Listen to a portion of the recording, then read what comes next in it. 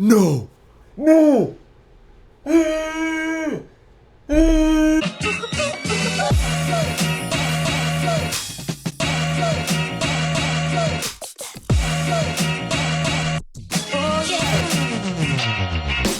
What's up, Fight Fam? It's one day after UFC 249, and boy oh boy, what a card it was.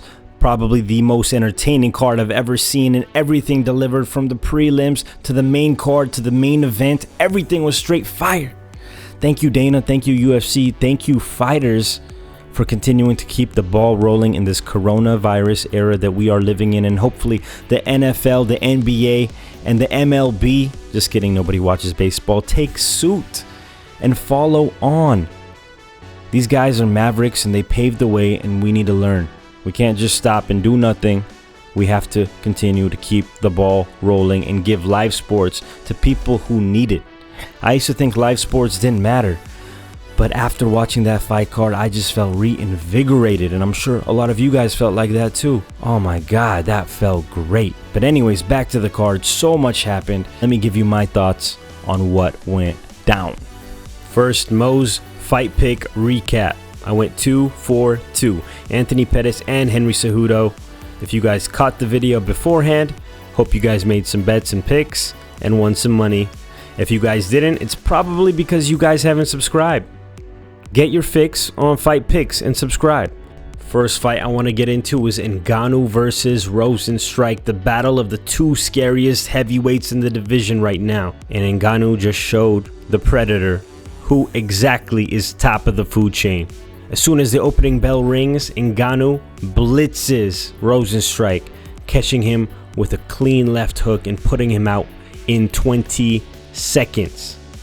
This man cannot be stopped. He is the scariest person on planet Earth. His last fight before defeating Rosentruik was against JDS, Junior Dos Santos. That fight lasted 1 minute 11 seconds. Before that, it was against Cain Velasquez, arguably one of the greatest heavyweight champs of all time. That lasted 26 seconds. Before that, in 2018, Ngannou faced Curtis Blades, and that lasted 45 seconds.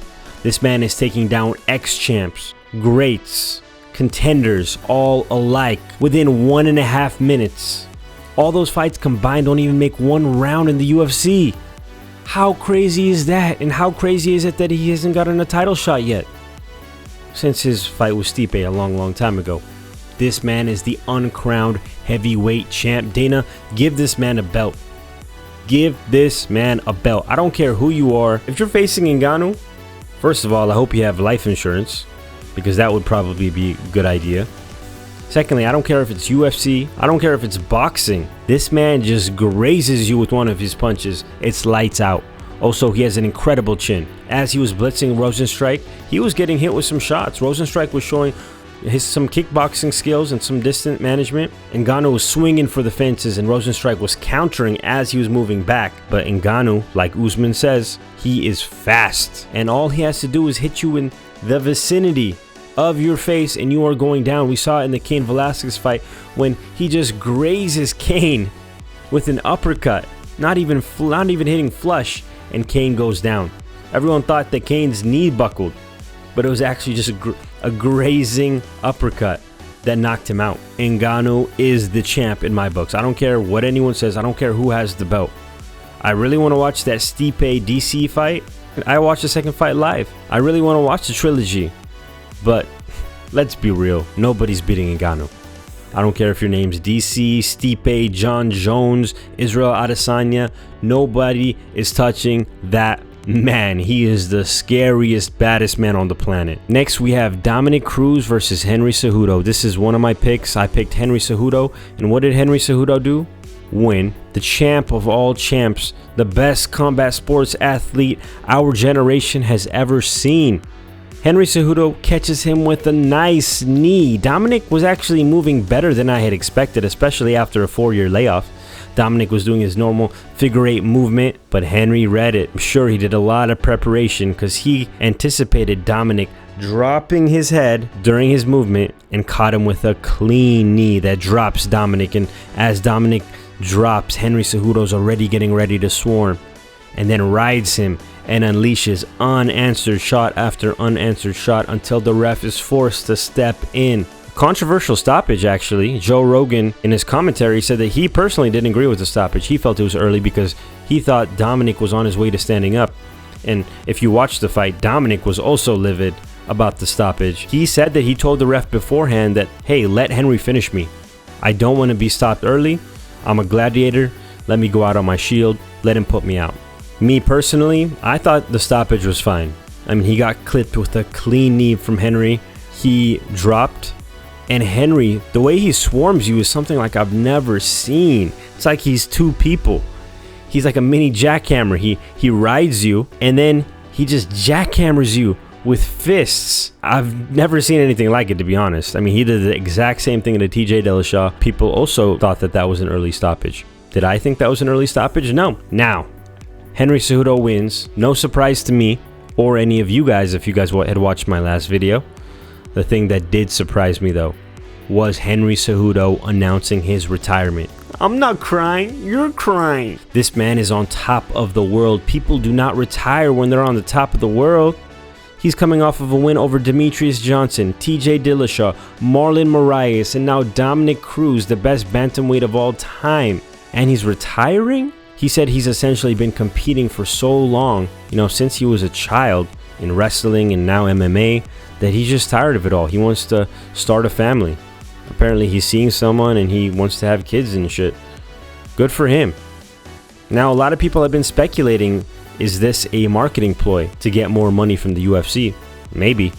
But I'm taking Henry at his word. Loved watching that man fight. Loved watching him compete. He is one of the greatest of all time in my book. Damn, what a champ. Next up, we have our main event, Tony Ferguson versus Justin Gaethje. And damn, it did not disappoint. What a fight. It was back and forth for the first 2 rounds, I would say. But then after that, it was a Justin Gaethje show. Justin Gaethje was putting on a clinic, hitting Tony Ferguson with bombs. Shots that would have put other men down, that have put other men down, like Barboza. Finally, the ref saw enough and actually stopped it while Tony Ferguson was still standing. Tony Ferguson, he was doing something weird with his eye. He was like shaking his head. I'd never seen anything like that before. I think he probably couldn't see in one eye or something. He got rocked so badly. Justin Gaethje stops him in the 5th, and now he has his eyes set on Khabib.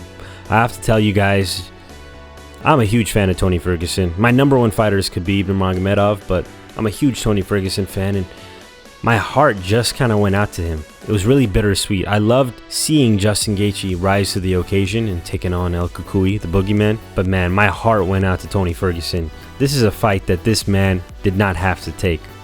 That he probably, in hindsight, should not have taken. He could have waited for the Khabib fight. He could have waited until August. But he took this fight that I knew was a dangerous fight. People were asking me, why aren't you betting on Tony? Well, it's because I think it was a 50-50 fight. I think Justin Gaethje has a chance. He hits hard. He doesn't tire as easily as other strikers like Conor. And he has great ground game. And what happened? Justin Gaethje showed up. Tony Ferguson did look a little bit slower, and Dana White called it out as well. I feel like, there's a few things at play. First is, it's a big elephant in the room, and I hate to call it out, but Tony Ferguson cut weight twice in 1 month. He ended up making weight for the April 18th fight that never took place. He made weight for it. He had no reason to do that, but he made weight. I think it did affect his performance. He did look slower. Something was missing. He took a beating. He took a beating. I mean, the chin on Tony Ferguson, I've never seen anything like it. Maybe Francis Ngannou can match him. And these weren't lucky shots either. Justin Gaethje was timing them perfectly. He was slick. He was getting in. He was getting out. This wasn't the normal Justin Gaethje that we're used to seeing either. It wasn't the brawler Justin Gaethje. It was the measured Justin Gaethje. And he even said it in his post-fight. He's like, I was making a mistake before with all my other fights. I was having way too much fun. I was brawling, essentially, is what I understood that as, instead of competing. And at this level, facing the greats like Tony Ferguson, like a Dustin Poirier, you need to compete. And that's the lesson that he took away. I loved what he did afterwards too. Dana White puts the belt on him. Joe Rogan's trying to interview him. And what does he do with the belt? He just takes it off and throws it on the floor. He's like, Joe Rogan asks him, why'd you do that? He said, I'll wait for the real one. I'll wait for Khabib, and I'll wait for that real title. I love how he did that. And that's in stark contrast to the way Dustin Poirier reacted when he won the interim belt off of Max Holloway. You know, I mean, Dustin Poirier was crying, rightfully so. I mean, getting one of those belts is not easy. But I think Justin Gaethje saw that and kind of told himself, hey, I still have one more fight, one more opponent to beat and defeat before I can really feel like a champion. So in the stacked light heavyweight division, what is next? Well, Justin and Khabib are going to fight per Dana White. It's the interim belt. We need to unify the belts. So that's happening. Tony Ferguson can fight Dustin Poirier or potentially Conor McGregor. But let's just go with Dustin Poirier. So Dustin Poirier and Tony Ferguson can fight. And then Conor can either fight Masvidal or he can fight Nate Diaz and finish out that trilogy. That's how I see the light heavyweight division playing out. I don't really see any other options. Don't agree or have your own thoughts? Comment below. Key callouts: Vicente Luque versus Nico Price. What a war.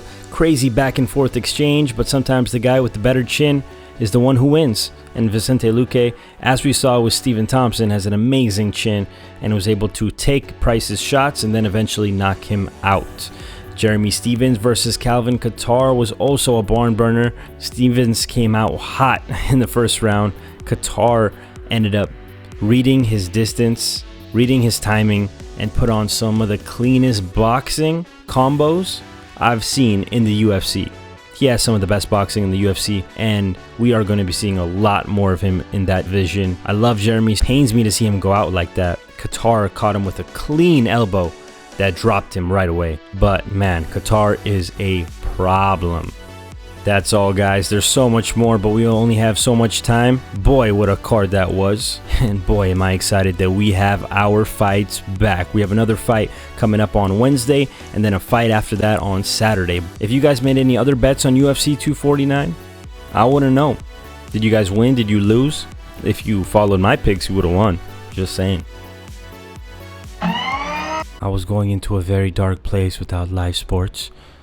I was starting to watch other men slap each other in what seemed to be a weird Russian reality TV show that they seemed to air on ESPN for some reason. Why they were airing it on ESPN, I do not know, but my eyes were watching. And the damage that has been done can maybe be reversed, but I'm not sure. Only time will tell. Bring back live sports. Bring back live sports.